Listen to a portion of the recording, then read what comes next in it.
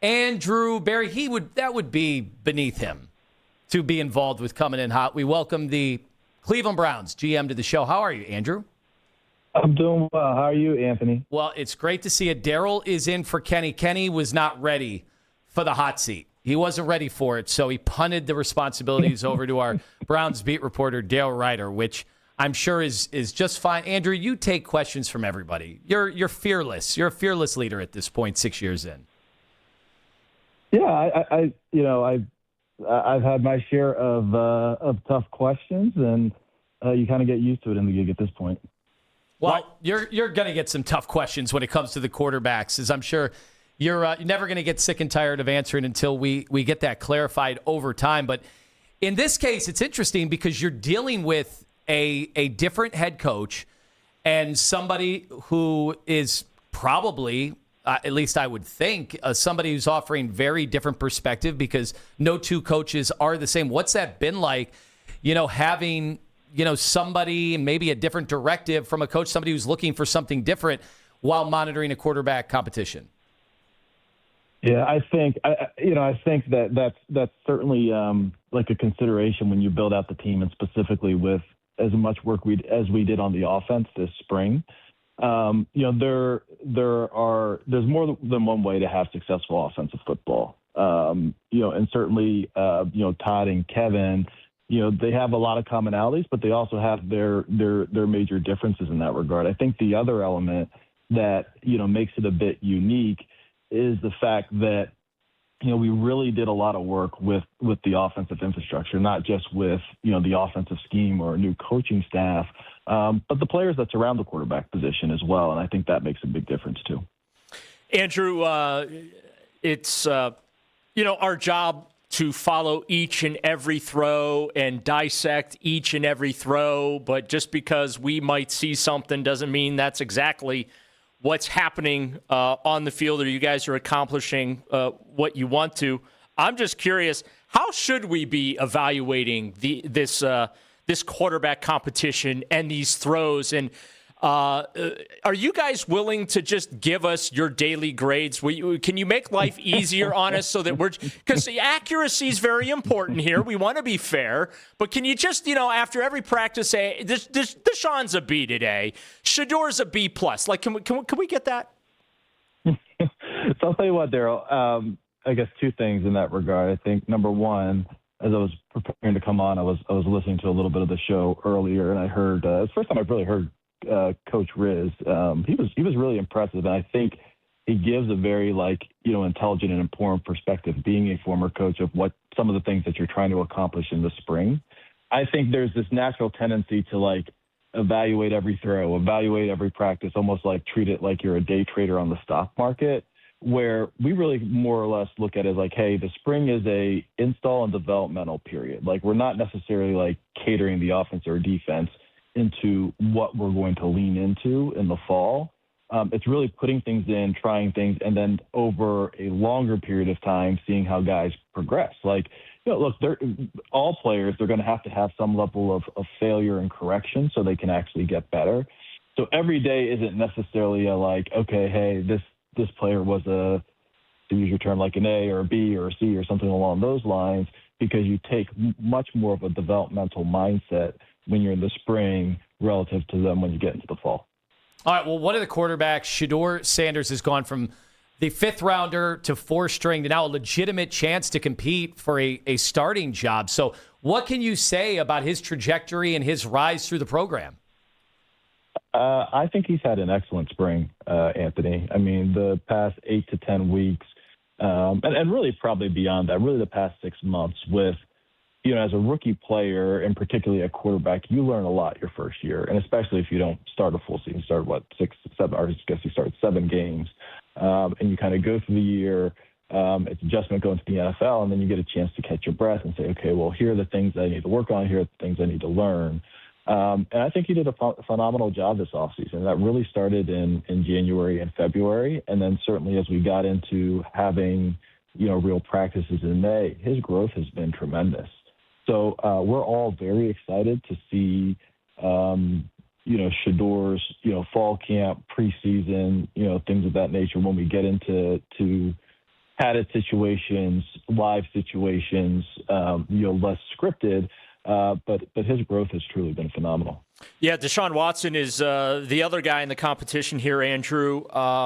If all goes well with him and he wins this competition and he plays well for the Browns this fall, do you see a world where he is the Browns quarterback into the future, and are you open to giving him a contract extension? Yeah, I think everything's on the table. I think it would be silly to go into a season and say, hey, something absolutely can or cannot happen. And I think particularly at the quarterback position, right? Like we've seen it with guys, whether it's Sam Darnold or Daniel Jones or Geno Smith or, even Baker after he left us in Carolina. And so I think you have to be open-minded and flexible. I wouldn't rule out anything. We're looking for guys who can perform and who can lead. Now, we have a really unique situation with Deshaun, just given everything we know about him and everything that he has worked through to try to get back on the field. And then the owner had the swing and the miss comments. Does that sometimes make it a little tougher on the coach or maybe you when an owner says something like that publicly? I imagine you're having those conversations behind the scenes as well. Not necessarily. I mean, I think you deal with what you have. You deal with how players progress or don't progress. But honestly, the public discourse, doesn't really have a factor in terms of how we think about either putting together the team or Todd in terms of putting together the best lineup. That really doesn't play a factor into it. All right, Andrew Berry joined us on the hotline, the Browns GM. So you lose these players for 5-6 weeks, and a lot of them will go back with maybe their personal trainers, maybe their personal coaches. And I've always been fascinated by how a team feels about that. Do you have to get aligned with, say, a quarterback coach to make sure that they are going over the same stuff that's consistent with your point of view and with your philosophies? Or do you just let them have their private time and whatever helps them and their personal growth? I think it's a combination. I think that, one, we pride ourselves on having really strong relationships and great communication, and not just with the quarterbacks, but with all, you really have guys that go to like different pockets. You have like your kind of Florida crew, your Dallas crew, your West Coast crew, your Arizona crew, and then a couple, one-offs, if you will. And we do a really nice job of maintaining contact and communication with those groups, so we're all aligned and on the same page because we all want the same thing. We want the player to be, at his best, and that's like year round. It's not it's not narrow to a certain point in the year. But there also is an element, probably like everybody in their jobs or their profession, where there are some things that you need to work on at let's say at an individual level or at like a personal level. And so, like, we understand that. And as long as it's, like, directionally correct with the things that we need to do schematically or programmatically, that's never really an issue. Andrew, you shocked the NFL and some of us trading Myles Garrett to the Los Angeles Rams. You have been adamant that was not something that you were setting out to do. But when you made the contract tweak earlier this offseason, can you admit that maybe we didn't make too much of that? No, that was not. It had no. The reason we made the contract had nothing to do with trading Myles. I can say that. Like the side effect was it caused LA to reach out, but it had absolutely zero to do with the idea of trading Myles. Were you disappointed that Myles showed up for Rams OTAs but not Browns OTAs? I didn't actually notice that. I would imagine that's the case with like, okay, hey, you're learning a new scheme. I think they had a week of OTAs practice. You're learning, new building, new coaches, new teammates, new system. Myles has a pretty disciplined regimen, that he does in Dallas, and he's done that for like the latter part of his career. We have a voluntary program. He was always in shape. That was never something that really bothered us. All right, Andrew, the owner always has to sign off, I imagine, on the big ticket items, but there need to be a little more convincing on this one. I'd say this, like anytime that you're making a big organizational decision, you want to make sure that you're factoring in all considerations. But as we work through it, it became pretty clear to us that this was a fantastic opportunity, both in the short and long term, for the team. And so at that point, it really became about okay, well, if we get the deal that would make sense for us, then how do we execute this in the most professional and thoughtful way as possible? Jared Verse was obviously the player that you really wanted. You've not been shy about that, Andrew, in expressing that. Is he wrecking practice? I lost count of the volume of times that he was in the backfield while Todd Monken's trying to get these quarterbacks to run some 11 on 11. I'll be honest. With the guys up front, it's really tough this time of year. One, because you don't have pads, and then two, because we try and have the right balance of getting good work in, but also making sure that we're always compliant. From an OTA offseason perspective, that I don't know that you can get a great feel. I mean, towards the end, really the guys were told, and I should back up, because we're an attacking front where it's getting off the ball, being disruptive in the backfield, it makes it harder to do that in team periods. So we get to a point where we say, hey, look, guys, take 3 steps and then shut it down, because we don't want bodies on the ground. We don't want guys around the quarterback. And ultimately, we don't want to get in trouble with, the NFLPA or the union with the practice pace.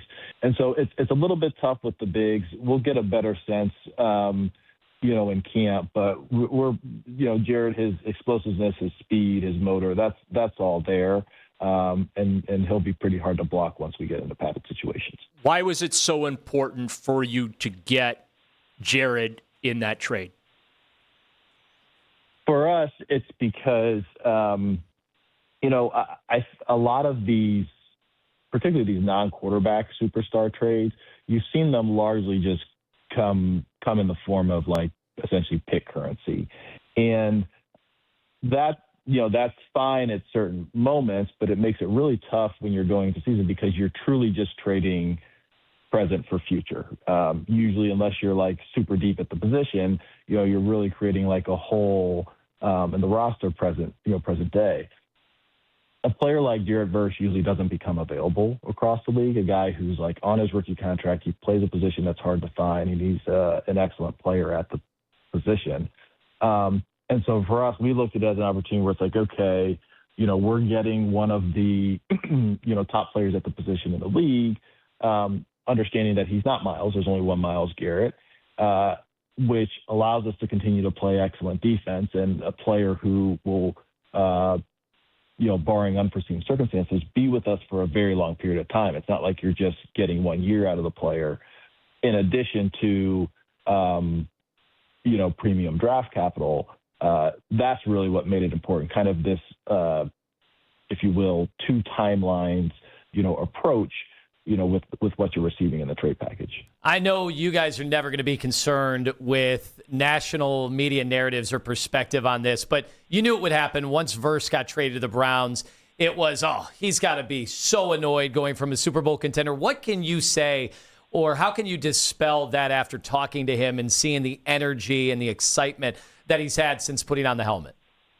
Yeah, he was, honestly, the first phone call coming back from the golf outing, he was super fired up. And I think people forget that his hometown is Dayton, Ohio. His sister's still in Dayton. It's a homecoming of sorts to him.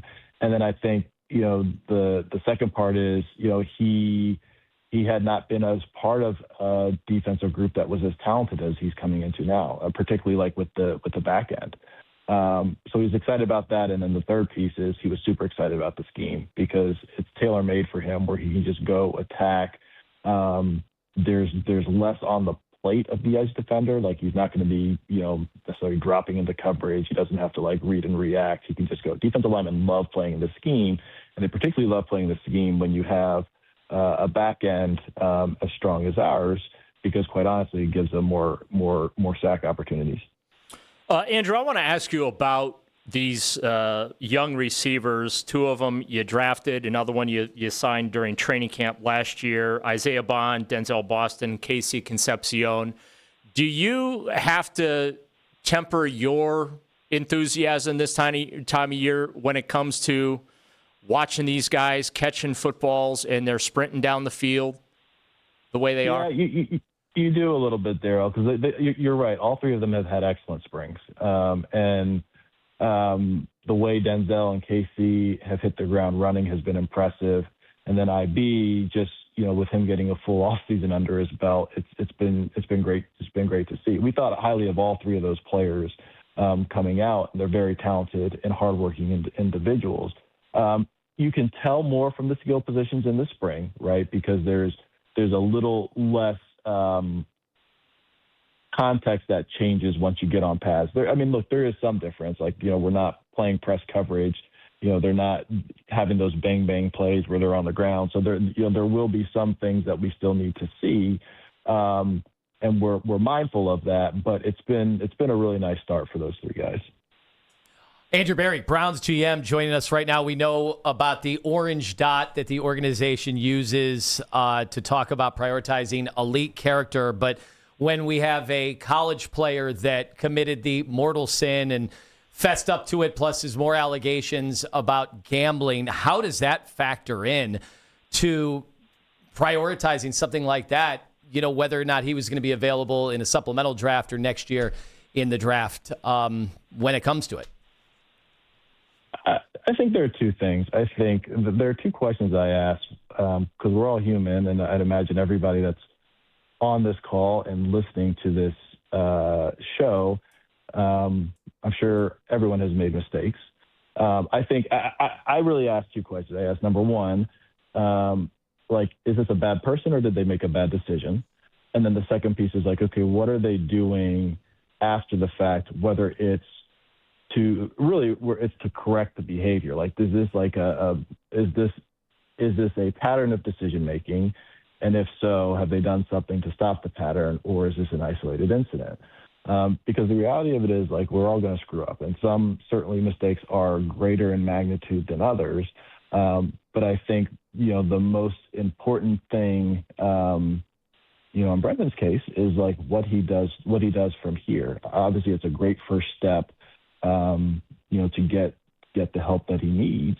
But then it's okay, what is around him? What is he doing to make sure that he can maintain healthy habits moving forward? And so it seems like it's a very good start there. Obviously, I don't know all the details at this point. But I think probably, within society, so to speak, I think we could all stand to use a little bit more grace. Andrew, how important is it, or how much consideration do you give it to your quarterback, I should say, about being the face of the franchise? How important is that to you in your process? I know it can't obviously affect the on-the-field evaluation, but is that something that enters into your mind when you're looking at that position and maybe a player that has a little bit of a checkered past in some of those red flags? Yeah, look, I think it certainly makes it easier because quarterback is naturally a leadership position. But I also think that probably the more important things, Daryl, are the internal leadership. So how does this player prepare? How do they relate to their teammates? How do they relate? Are they coachable to the coaching staff? Are they an anchor in those tough moments in the game? Because that's the stuff that actually makes the biggest impact. And those are the people, that's the biggest constituency that individual has to lead and serve.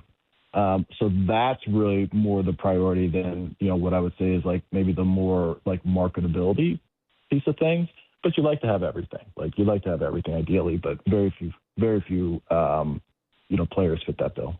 All right. Yesterday, Andrew, we had on Joel Bitonio, who was so thankful of the send-off that he received from the organization this week, and also so thankful for his years in Cleveland. But he also did admit if the team was, in a real contention window, that he probably would have come back. How does it make you feel when you hear somebody as celebrated and, important to the fabric of who the Browns are? Say something like that. Well, one, I didn't hear him say it, but two, I got to say this: we're very thankful for Joel's time in Cleveland, and he obviously played real well, but he was also a great ambassador for the organization. As we move forward, we're really excited about our team. We think we have a really, really good young core that we're excited to see them grow and develop. And I would not put a ceiling on a team in a given year. I always make the point, if we rewound a year ago, I don't think very many people were saying New England would be in the Super Bowl, or Jacksonville would win 13 games, or Chicago would win the division. And likewise, I don't know that very many people were saying Kansas City and Washington and Cincinnati would be picking in the top 10. So that's the beauty of sports, that you never really know how it's going to go. And I think for us, what's exciting, particularly with young teams, you never know when guys are going to hit their stride. Usually, you have the opportunity to be surprised in the positive end of the spectrum. So we're excited about the fall and really focus on the guys that we have in hand. Well, one of the things that you have tried to do since coming back to Cleveland, Andrew, is really enhance the internal collaboration and that process at all levels of the organization. I am curious, though, when you're making big decisions, roster moves, et cetera, how do you consult any of the guys in the locker room? Do you talk to players about that to take their temperature as to maybe how something like that might be received? Absolutely. Absolutely. I think, and this is one thing that I learned particularly from Howie, being in Philly. I think that I don't think it's a healthy dynamic to just have this barrier between, management and the locker room. And I think we all realize there are some things that have to remain confidential, but players are just people, and many times they can be partners in the success of the organization, especially guys that are your core players, longer tenured, and quite honestly, understand the bigger picture, some of the different dynamics. So those are absolutely conversations that we have. All right, Andrew, you've been more than generous with your time. Just one final fun one before you get out. I'm so curious, the dynamic of working with certain individuals like Daryl asked you about, but going from Kevin, who is kind of in your age bracket, to somebody like Todd Monken. Does he belie his age, his generation? What is it like working with him? And obviously he's kind of famous for being uncensored at all times. It's interesting because it's funny. I was actually talking about this the other day. It's interesting on two fronts. One, I think if you're leading in a public facing role, right? You're a head coach. I often think that partly because of maybe the whatever perception or whatever your approach with the media, oftentimes the perception of the individual can be a lot different than how they are behind closed doors. And I actually think there are a lot more commonalities than people realize between Todd and Kevin. Both super smart, both have incredible senses of humor, both have really good people skills. Styles certainly may be a little bit different, but I was telling about Todd, it was after yesterday's team, kind of last team meeting. I said, the cool thing about Todd is he's secure and authentically himself. He's incredibly funny. And he's this may seem weird for people just because he just had his 60th birthday, but he's cool. He's really cool. And I think that's actually what that's really what allows him to connect with really pretty much everybody in the building, but particularly the players. The players love him because of that. So he's really fun. I feel like I've been very blessed that I've worked with two head coaches who are smart. They're really good people, and they have incredible senses of humor that make it fun to work with them because you deal with so many tough and hard moments when you're in these roles. All right, Andrew, I appreciate it. Look forward to doing this again and enjoy some time off. Much deserved. Appreciate it, guys. You guys take it easy, all right? All right, there he is, Andrew Berry, Browns GM.